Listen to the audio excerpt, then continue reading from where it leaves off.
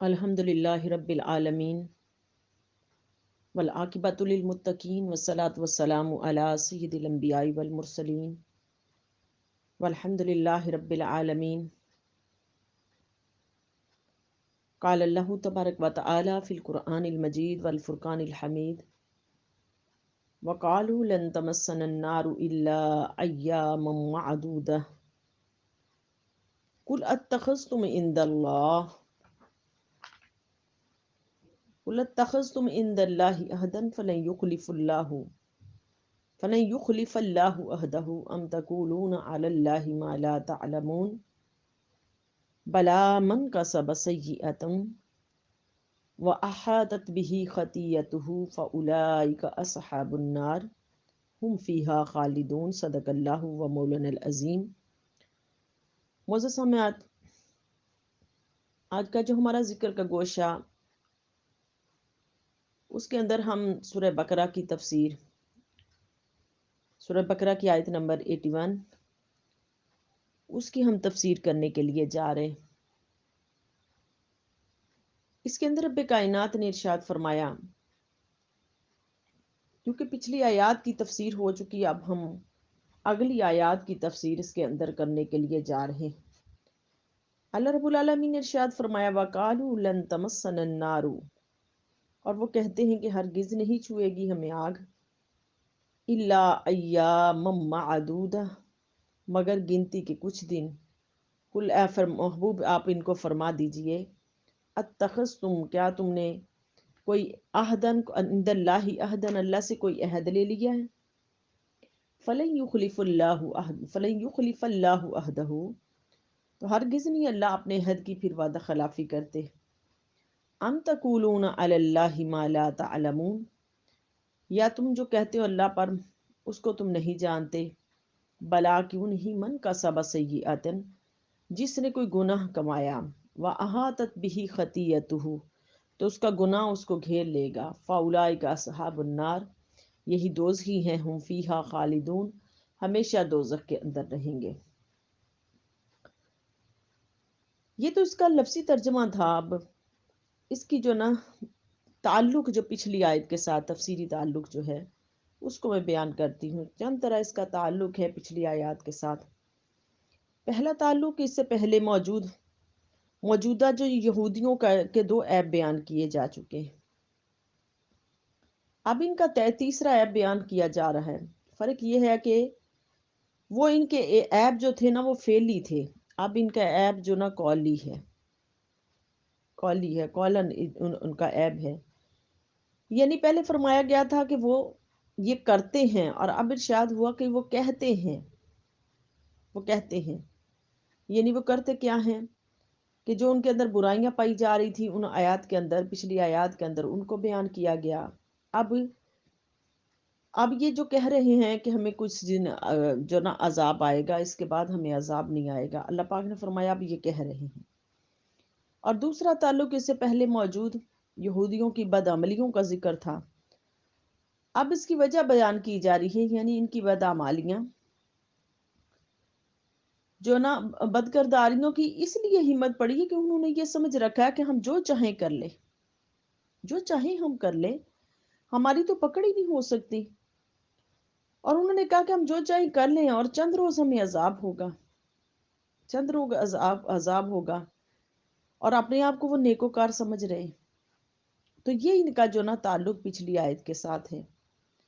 شان نزول اس آیہ کریمہ کا، حضرت ابن عباس فرماتے کہ یہود کہتے تھے کہ ہم دوزخ میں صرف اتنی مدت میں رہیں گے جتنی کہ ہمارے باپ دادوں نے بچھڑے کی پوجا کی تھی۔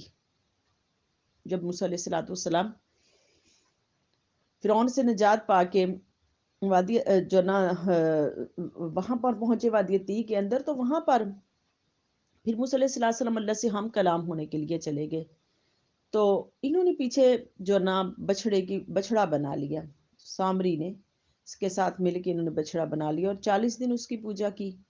تو اب یہ کہتے تھے کہ 40 دن ہمیں عذاب آئے گا، تو یہ آیت کریمہ نازل ہوئی کہ یہ کہتے ہیں کہ ہمیں صرف 40 دن عذاب ہوگا کیونکہ ہم نے 40 دن بچھڑے کی پوجا کی تھی۔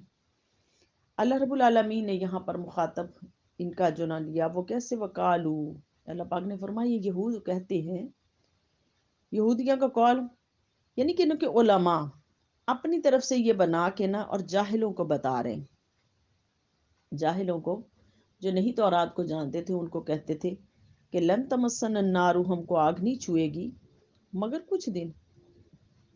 واہ کتنی ان کی بد کرداریاں اور کفریات کہہ لیں، یعنی آگ میں رہنا اور ان کے شعلے اللہ پاک فرماتے ہیں ان کو ضرور پہنچیں گے، یہی تو ان کی بات ہے نا کہ ہم نہیں پہنچیں گے، ہمیں آگ کا عذاب نہیں پہنچے گا۔ اب یہاں پر علماء کا اس میں اختلاف ہے ان آیات کے اندر کہ کتنے دن ان کو عذاب ہوگا، یہ جو کہتے چند دن، اور دن سے کیا مراد ہے، دن سے کیا مراد ہے کہ گنتی کے کتنے دن ہیں، کیونکہ اللہ پاک نے فرمایا ایام معدودہ، یعنی کہ ایام یہ جمع قلت ہے جو 10 تک بولی جاتی ہے، جمع قلت 1 سے لے کے 10 تک عدد کا تک یہ بولی جاتی ہے، اور وہ کہتے ہیں کہ وہ دن جو ہے نا وہ 7 دن ان کو، کچھ علماء ان کے کہتے ہیں کہ وہ آگ ہمیں 7 دن چھوئے گی، یعنی 7 دن عذاب آئے گا، اس کے علاوہ ہمیں عذاب نہیں آئے گا، کیونکہ بنی آدم کی زندگی کے کل 7,000 سال ہیں، اور قیامت کا ایک دن جو ہے نا 1,000 سال کے مقابلے میں، قرآن کریم میں اس کا جو نا ذکر فرمایا اللہ پاک نے، وَإِنْ يَوْمًا عِنْدَ رَبِّكَ كَأَلْفَ سَنَةٍ مِّمَّا تَعُدُّونَ، اس حساب سے کہ ہم کو جو نا یہ یہود کہتے تھے کہ ہمیں 7 دن آگ جو نہ چھوئے گی، اور یہ کون سے 7 دن مراد ہیں، قیامت کے ہیں یا اس دن، اس دن یعنی کہ قیامت کا دن تو 1,000 سال کا وہ جو دن ہوگا، تو وہ کون سا دن مراد ہوگا، جو نا علماء کہتے ہیں کہ یہ شاید قیامت کا دن اس کے اندر مراد ہے، اور بعض نے کہا اس سے 40 دن مراد ہیں، کیونکہ انہوں نے بچڑے کی پوجا 40 دن کی تھی، تو اس کے اندر بھی ایامن جو ہے جمع قلت کے لیے ہے، مگر یہاں پر پیچھے جو حقیقت اور یہاں پر مجاز کے طور پر لایا گیا کہ 10 سے زیادہ پر بھی بولا جاتا ہے، مجاز جو ہے نا وہ 10 سے زیادہ پر بھی بولا جاتا ہے مجازی طور پر، جیسے قرآن کریم میں رب کائنات نے جب ماہ رمضان کے روزوں کا ذکر کیا تو اس کے اندر ارشاد فرمایا ایام معدودات، کہ یہ گنتی کے چند دن ہیں، یہ مجازی طور پہ رب کائنات نے فرمایا۔ اب 40 سال جس قدر ہیں وہ میدان تی میں رہنے کی وجہ سے ہی، کہ بعض یہودی کہتے تھے کہ جہنم کے 2 کنارے میں 40 سال کا فاصلہ ہے، جب ہم جہنم میں جائیں گے تو وہاں جو نہ ٹھہریں گے نہیں، بلکہ ہمارے باپ دادوں کی شفاعت سے گزرتے، ہم اپنے باپ دادوں کی شفاعت سے گزرتے رہیں گے، اور 40 برس میں اس فاصلے کو طے کر لیں گے، یعنی کہ یہ 2 کنارے جہنم کے ہیں نا، ان کو ہم 40 سال میں جو نا طے کر لیں گے، 40 برس میں۔ اور ہمارے باپ دادا انبیاء کرام جو نا اللہ تعالیٰ کے ہم جو نا مقبول بندے ہیں، اور اللہ تعالیٰ اپنے مقبول بندوں کی بات کو سنتا ہے، تو ہم اپنے باپ دادوں کو پکاریں گے تو وہ ہماری شفاعت کروائیں گے۔ اب یہ بعض یہودیوں کا یہ کہنا تھا، بلکہ یہ شرک ہے، اور یہ ان کی جو نا ہٹ درمی ہے، یہ شرک اور ان کی ہٹ درمی ہے۔ اللہ پاک نے یہ جو نا ان کو کہا لم یکن لہ ولی من الذل، اس پر کوئی گواہ نہیں ہے ان کے پاس۔ بعض یہودی کہتے تھے کہ ہر شخص کو، یعنی کہ ایک طبقہ جو 7 دن کا جو دعویٰ کرتا ہے، دوسرا 40 دن کا، اور ایک طبقہ جو ہے وہ یہ دعویٰ کرتا ہے کہ جتنے دن ہم نے گناہ کیے، یعنی بلوغت سے لے کے مرنے تک جتنے دن گناہ کیے اتنے دن ہی ہمیں عذاب آئے گا، اس سے زیادہ ہمیں عذاب نہیں پہنچے گا۔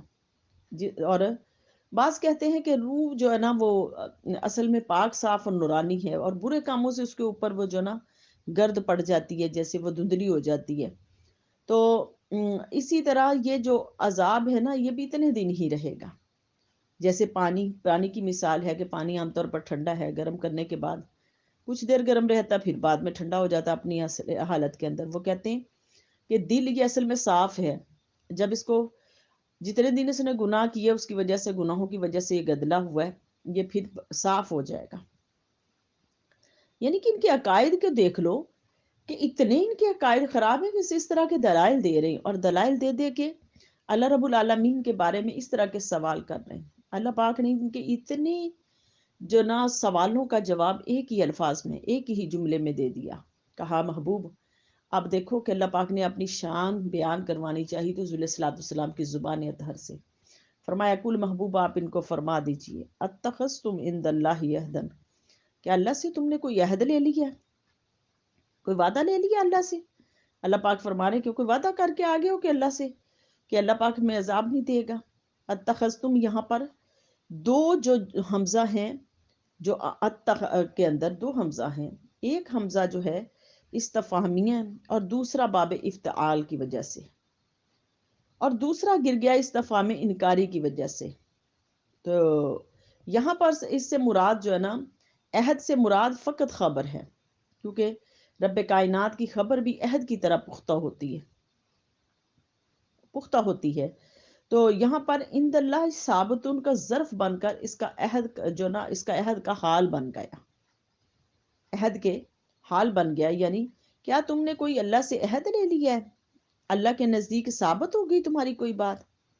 تو اللہ پاک فرمانے فَلَن يُخْلِفَ اللَّهُ عَهْدَهُ، تو اللہ ہرگز نہیں اپنے وعدے کی وعدہ خلافی کرتے، ہرگز نہیں اپنے وعدے کی وعدہ خلافی کرتے ہیں. ام تقولون علی اللہ ما لا تعلمون، تم جو کچھ کہہ رہے ہو تم جانتے بھی ہو، یہ اپنی رائے سے ہی کہہ رہے ہو. اللہ پاک فرما رہے کہ اپنی رائے سے ہی کہہ رہے ہو، کیا اس بات کو تم جانتے ہو؟ تو یہ آخرت کی باتیں جو بتانا، یہ فرمان اس سے معلوم ہوتی کہ اپنی رائے سے تم نے یہ باتیں کہی ہیں یا کہ ان کا کوئی اعتبار یا سند تمہارے پاس موجود ہے. اللہ پاک جو نہ کہہ رہے کہ اپنی رائے سے ہی تم کہہ رہے ہو یا کہ اس کی سند کو تمہارے پاس موجود ہے. اور دوسری تفسیر یہ ہے کہ ان کے ہاں یہ مشہور تھا کہ اللہ تعالیٰ نے یعقوب علیہ الصلوۃ والسلام سے عہد کیا تھا کہ میں تمہارے بیٹوں کو عذاب نہیں دوں گا. تو قسم پوری کرنے کے لیے اس بنا پر یہود کہتے تھے چنانکہ ہم بھی ان کی اولاد میں سے ہیں، انبیاء علیہ الصلوۃ والسلام کی اولاد میں سے ہیں، تو اللہ پاک اس لیے ہمیں عذاب نہیں دیں گے. اب یہ دیکھو، یہ اس کی دلیل ایسے یعقوب علیہ السلام پر آ کے دے رہے ہیں، لہٰذا ہم کو بھی ایسا ہی عارضی عذاب ہوگا. تو اول تو اس واقعے کی معتبر سند تمہارے پاس موجود نہیں جو نا، اور دوسرا اگر یقین کر بھی لیا جائے، اگر یقین کر بھی لیا جائے کہ تمہارے پاس سند ہے، تو تم یہ بتاؤ کہ یہ صحیح ہے کہ یہ یعقوب علیہ الصلوۃ والسلام کے بیٹوں سے مراد ان کی فیملی، سارے بنی اسرائیلی تو نہیں ہے نا، ان کی فیملی، ان کے بیٹے ہیں، ان کے بیٹے ہیں، ان کے لیے انہوں نے مغفرت کی تھی. یہ کہتے تھے کہ انہوں نے اپنے بیٹوں کے لیے مغفرت کی دعا مانگ لی تھی. تو ہم گو کہ انبیاء علیہ السلام کی اولاد ہیں، لہٰذا ہماری بھی خطا معاف ہو جائے گی، ہماری بھی خطا جو ہے نا معاف ہو جائے گی. اب اس کے اندر یہ دیکھو کتنی ڈٹائی سے یہ کہہ رہے ہیں. تو اللہ پاک فرما رہے اے اسرائیلیوں، کیا تم نے وہ بات کہتے ہو جس کا تمہیں معلوم ہی نہیں؟ بلا، اللہ پاک نے فرمایا یہ حرف نفی کے لیے پھر آیا، نفی کے بعد آتا ہے، نفی کے ثبوت کا جو نہ دیتا ہے، اس کے اندر نفی کا ثبوت جو نہ پایا جاتا ہے اس کے اندر. تو اللہ پاک نے یہاں پر بلا فرمایا، نام نہیں فرمایا.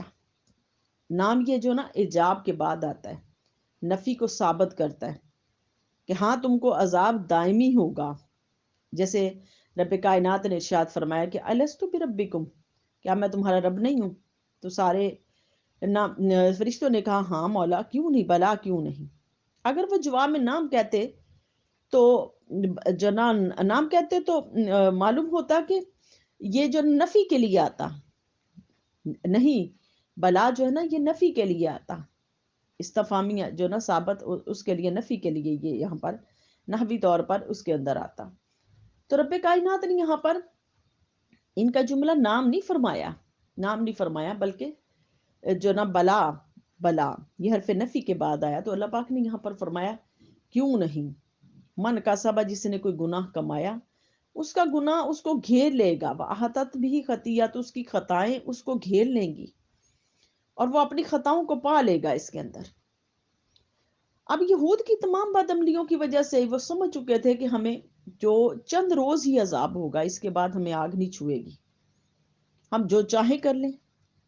تو اے نبی صلی اللہ علیہ وسلم، آپ، اللہ پاک نے فرمایا کہ آپ ان سے پوچھیں کیا تم نے جو نا اللہ پاک سے کوئی وعدہ لے لیا؟ اللہ پاک اپنے محبوب سے کہہ رہے ہیں، مدینہ کے گرد و نواح میں سارے یہود بستے تھے اور وہ اس طرح کے سوال کرتے تھے. تو اللہ پاک نے فرمایا کیا تم نے اللہ سے کوئی وعدہ لے لیا ہے کہ وہ وعدہ خلافی کرے گا تم سے؟ اور اللہ پاک ابن عباس فرماتے کہ یہاں سے عہد سے مراد جو ہے نا، مراد کلمہ طیبہ ہے. جو شخص صدق کے دل سے کلمہ پڑھ کر مسلمان ہو جائے اور اسی پر اس کا خاتمہ ہو تو رب تعالیٰ اس کی بخشش فرما دیں گے، اس کی بخشش فرما دیں گے. اور مسلمان ہونا شرط ہے، مسلمان ہونا، ابن عباس فرماتے مسلمان ہونا شرط ہے. تو تم نے تو کلمہ ہی نہیں پڑھا اور پھر تم کہتے ہو کہ اللہ پاک نے ہم سے وعدہ لے لیا ہے، کیونکہ رسول صلی اللہ علیہ وسلم کا دور پا لیا تم نے، اب کلمہ پڑھ کے ایمان لے کے آنا ہے. جب تم نے کلمہ ہی نہیں پڑھا، ایمان نہیں لے کے آئے، تو اب کس چیز کا دعویٰ کرتے ہو؟ تو یہاں پر ان کا دعویٰ اس کا رد کر دیا گیا، یہود کے علماء کا یہ دعویٰ رد کر دیا گیا. اب اس آیت کریمہ سے چند فائدے ملے. اس آیت سے چند فائدے. پہلا فائدہ کہ یہ جو بے خوفی اور نا امیدی انسان کو گناہ کے اوپر دلیر کرتی ہے. اب یہ بے خوفی تھی نا ان کے اندر، اور جو نا امیدی کہ جس کی وجہ سے گناہ کے اندر دلیر ہو گئے تھے. دوسرا فائدہ کہ وعدہ خلافی عیب ہے اور رب تعالیٰ ہر عیب سے پاک ہے، لہٰذا وعدہ خلافی اور جھوٹ سے پاک ہے رب کائنات. علماء کرام فرماتے ہیں کہ اللہ پاک کی شان یہ کہ یہ خلاف ہے. اب کچھ لوگ اس کے اندر جو نا کچھ لوگ کہتے ہیں کہ رب کائنات کا جھوٹ بولنا، وعدہ خلافی کرنا ممکن مانتے ہیں کچھ لوگ اس کو. تو یہ بھی ان کی غام خیالی ہے کہ اللہ پاک جو نا اپنے وعدے کی وعدہ خلافی نہیں کرتے، یہ اللہ پاک کی شان کے خلاف ہے، اس جو نا اللہ پاک کی شان کے خلاف ہے. اور تیسرا فائدہ کہ بے دلیل بات کرنا قبول نہیں. اللہ تعالیٰ یہود کی یہ بات انہوں نے اللہ پاک نے رد فرما دی. اور چوتھا فائدہ کہ ممکن چیز کو ہونے یا نہ ہونے کی نقلی دلیل چاہیے، محض یہ نہ صرف قیاس نہیں چاہیے، نقلی دلیل چاہیے. اور پانچواں فائدہ جو کفر پر مرا وہ ہمیشہ دوزخ میں رہے گا، اس کی بخشش ناممکن ہے، اس لیے اس کے لیے دعائے مغفرت کرنا اور مرحوم وغیرہ کہنا سخت منع ہے. مسلمان خواہ کیسا بھی ہوگا اس کی بخشش ممکن ہوگی، یعنی جس نے کلمہ پڑھ لیا اس کی بخشش ممکن ہوگی. اور چھٹا فائدہ قطعی گناہ کو جائز جاننا کفر ہے، جیسا کہ وَأَحَاطَتْ بِهِ خَطِیَّتُهُ کی تفسیر کے اندر ہے. تو ان آیات کے اندر دیکھیں ہمیں کتنے فائدے ملے ان علماء یہود کی جو بد عمالیوں سے، اور اس آیت کریمہ کے اندر کہ گناہ کے اوپر دلیر رہنا یہ دلوں کو سخت کرتا ہے، دلوں کے اندر خرابی پیدا کرتا ہے. تو اللہ رب العالمین کی بارگاہ اقدس میں میری التجا ہے کہ اللہ اس قرآن مجید کے فیض و برکات ہمیں نصیب فرما، اس قرآن مجید کی برکات ہمیں ہماری نسلوں کو، کل امت کو نصیب فرما، ہمارے والدین کی نسلوں کو نصیب فرما. اللہ اس پر عمل کی توفیق عطا فرما. وما علینا الا البلاغ.